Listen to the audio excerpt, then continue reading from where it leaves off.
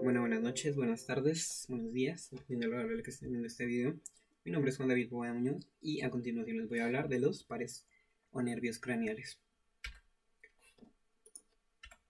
Bien, empecemos definiéndolos. ¿Qué son los pares craneales?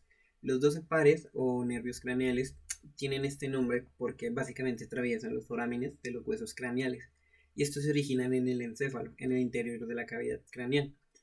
Estos pares craneales forman parte del sistema periférico. Eso quiere decir que no sé, estos pares son los que inervan diferentes partes del cuerpo a las que transmiten o de las que reciben estímulo. Bien, ¿cómo se clasifican estos 12 pares craneales? Se pueden encontrar en tres grupos. El primer grupo que encontramos son los nervios sensitivos especiales. El primero pues, vendría a ser el nervio olfatorio, el nervio óptico y el nervio vestíbulo-coclear. Estos tienen funciones sensitivas. A continuación encontramos la segunda clasificación, que son los nervios motores: el nervio oculomotor, el nervio troclear, el nervio abducens, el nervio accesorio y el nervio hipogloso. Y por último, la tercera clasificación que tienen son los nervios mixtos. Estos poseen funciones tanto sensitivas como funciones motoras. Comparten ambas funciones, es una combinación del primer y del segundo grupo. Aquí encontramos el nervio trigémino, el nervio glosofaringeo y el nervio vago. Bien, empecemos por el primer nervio. Rápidamente, ¿qué es el nervio vago? El nervio olfatorio. El primer nervio nos va a permitir sentir olores. Es por el que llegan los estímulos exteriores a la nariz y por el que se transmiten al cerebro todos esos olores que nos llegan. Algo muy importante, pues, que cabe mencionar de, de estos nervios es que, digamos que em, cada dendrita que posee estos nervios es sensible al olor. ¿No? Eso quiere decir que se proyecta desde un lado del cuerpo y se origina en el extremo opuesto. Lo cual pues vaya, es muy interesante. Este nervio pues básicamente se encarga de recoger la información olfatoria de las células receptoras que tenemos en la nariz. A continuación tenemos el nervio óptico. Este es el segundo par y este también tiene una función sensitiva. Este es responsable de la visión. Este básicamente atraviesa el globo ocular por la parte de adentro y es el nervio que nos permite interpretar esas partículas o esas ondas de luz que entran a través de los ojos. Digamos que básicamente es el nervio que nos ayuda a ver y nos ayuda a interpretar esa información que llega a través de la luz de nuestros ojos y la lleva al cerebro para que el cerebro la interprete y la clasifique. Esta información pues obviamente es interpretada como imágenes. Esta también inerva el esfínter de la pupila, lo que hace que se vea más grande o que se vea más pequeño. Bien, a continuación el nervio vestíbulo coclear. Este es el octavo par craneal y este también tiene una función sensitiva. Este nervio básicamente pues se divide en dos, la rama vesticular y la rama coclear. La rama vesticular detecta los movimientos y la posición que tiene la cabeza y el cuerpo. Y toda esa información la envía directamente al cerebro. ¿Esto con qué función? ¿O para qué? Para mantener el equilibrio y la postura del cuerpo. Es lo que evita que nos caigamos. Lo que siempre hemos escuchado de que el oído es el que le da el equilibrio al ser humano. Aquí es donde entra este nervio, en la rama vestibular. Luego tenemos la rama coclear. La rama coclear básicamente detecta los sonidos y estos sonidos los convierte en señales. Señales eléctricas que se envían al cerebro para tener una interpretación auditiva de lo que estamos escuchando. Esos estímulos que nos llegan del exterior, la rama coclear se encarga de interpretarlos. Es básicamente la parte auditiva que nos permite percibir el sonido que llega del exterior. Y este sería el nervio vesicular. Eso tiene una función sensitiva. Bien, a continuación veremos los nervios motores. ¿Por qué se llaman así? Porque estos tienen una función motora, es decir, permiten inervar diferentes partes del cuerpo. Los siguientes tres nervios se dedican a inervar lo que viene a ser el globo ocular. Y aquí, como el primero, tenemos el nervio oculomotor, que es el tercer par. Este nervio básicamente inerva dos músculos, el músculo recto superior y el músculo recto inferior, ¿Qué significa que eleve estos? Que básicamente cuando es el nervio que nos permite mirar hacia arriba y hacia abajo. Obviamente como miramos hacia arriba, con este gesto también levantamos las cejas. Eso quiere decir que también nos permite elevar el párpado y las cejas. Y por la parte inferior, pues es el que nos permite inervar los ojos hacia abajo, es decir, mirar hacia el piso. Listo. El nervio troclear o patético, o el patético. Este es el cuarto nervio y este también inerva el globo ocular. Este inerva el músculo oblicuo superior del ojo, hacia adentro, hacia la nariz. Es decir, que es el que nos permite mirar pues, hacia nuestra nariz, hacia adentro. Y algo importante mencionar, es que es el más pequeño de los 12 pares. Y este inerva el músculo oblicuo superior. Bien, el nervio abducens. El nervio abducens inerva el músculo recto lateral. Eso es lo que nos permite mirar por el rabillo del ojo. Eso de que no queremos mirar a alguien, pero miramos así por el rabillo del ojo, por la esquinita. Ese es el ojo que nos permite mirar de manera externa por el rabillo del ojo. Y este inerva el músculo recto lateral. Bien, el nervio accesorio. Este también es un nervio motor que se divide en dos partes: el nervio espinal y el nervio craneal.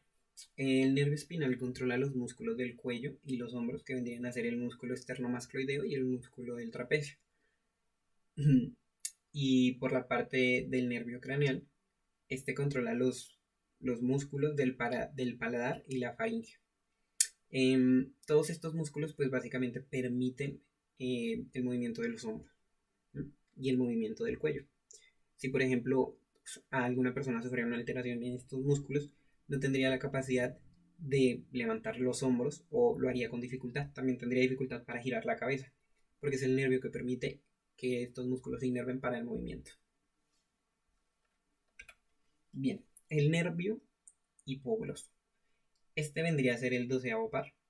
Y este se encarga de inervar los músculos de la lengua, además de que también nos ayuda a hablar. Tiene que ver con el habla y la deglución. La deglución significa tragar. Es lo que hacemos cuando tragamos comida. En términos, pues, digámoslo, coloquiales. Y básicamente inerva los músculos de la lengua, pero sobre todo del habla. Entonces es lo que nos va a permitir hablar y comunicarlos con los demás. Entonces una persona que sufre una alteración en uno de estos puede llegar a tener una discapacidad a la hora de pronunciar palabras, o puede tener problemas a la hora de degluir la comida. Bien, el nervio trigémino. Pues este nervio trigémino, pues aquí ya empezamos con lo que son los nervios mixtos, realmente. El nervio trigémino se divide en tres: el nervio olftámico, el nervio maxilar y el nervio mandibular. Estos tres nervios cumplen funciones tanto motoras como sensitivas.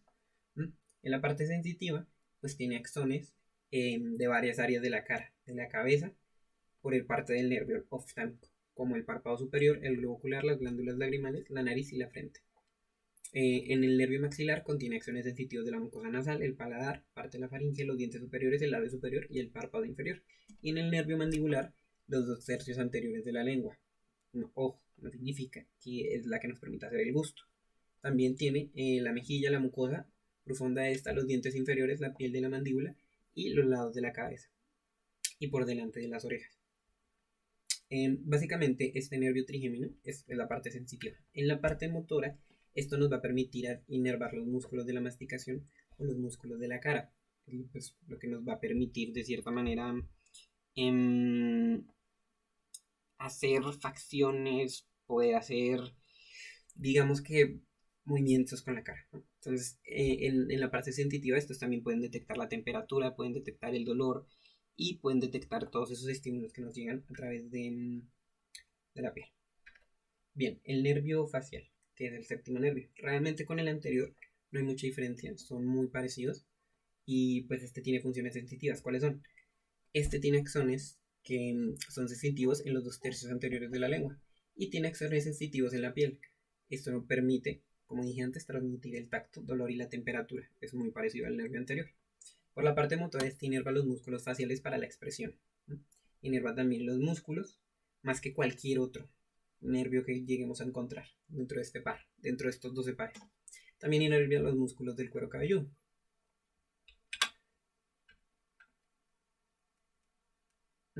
Y también pues tiene como ayuda a inervar esas glándulas salivales y la lengua.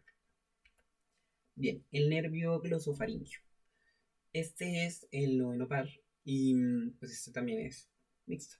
Por la parte motora tenemos que estos inervian el músculo del estilofaringio que ayuda a la deglución y que estimula la producción en la glándula parótida para la secreción de saliva. Detecta el sabor, esto por la parte sensitiva, la temperatura, la presión arterial, el tacto, el dolor y la temperatura. Recoge información de la faringe, la lengua, el paladar blando y la cavidad posterior nasal. Aquí podemos ver cómo se conecta este nervio a lo que viene a ser pues toda esta parte de la glándula parótida, de la amígdala de la lengua y cómo inerva y interactúa con estas partes del cuerpo.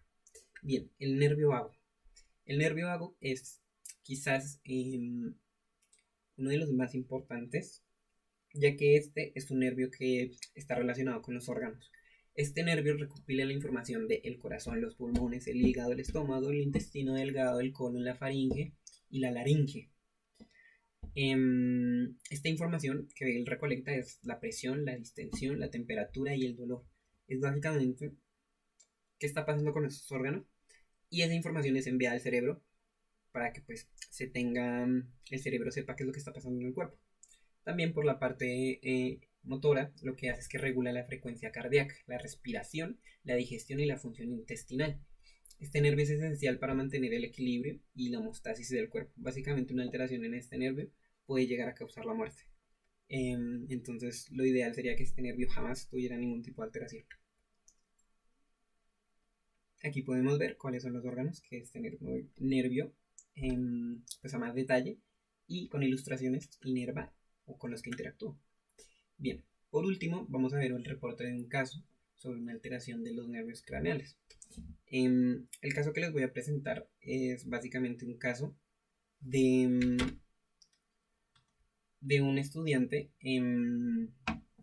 de 22 años que sufre del síndrome de Moebius. ¿Qué es el síndrome de Moebius? Es considerado como un trastorno congénito de nacimiento caracterizado por la agnesia, la aplasia y por alteraciones en los nervios craneales sexto y séptimo. ¿Eso qué significa? Que las personas que sufren de esta alteración tienen dificultades para hacer expresiones faciales, les cuesta mucho. También tienen cierto estrabismo, por lo que les cuesta bastante y llevan una vida bastante difícil. La dificultad para no solamente es la dificultad para hacer expresiones faciales, también es la dificultad para la deglución, para masticar. Esto es un peligro porque estas personas no pueden comer, no les cuesta mucho. Y dependiendo del grado del síndrome de Moebius, pues puede llegar a representar un peligro para la vida. Estas personas también tienen ciertos movimientos muy limitados y básicamente pues se le conoce como la cara de póker porque les cuesta mucho hacer esto. Y aquí podemos ver un ejemplo de un caso de un estudiante de 22 años con el que se realizó un estudio.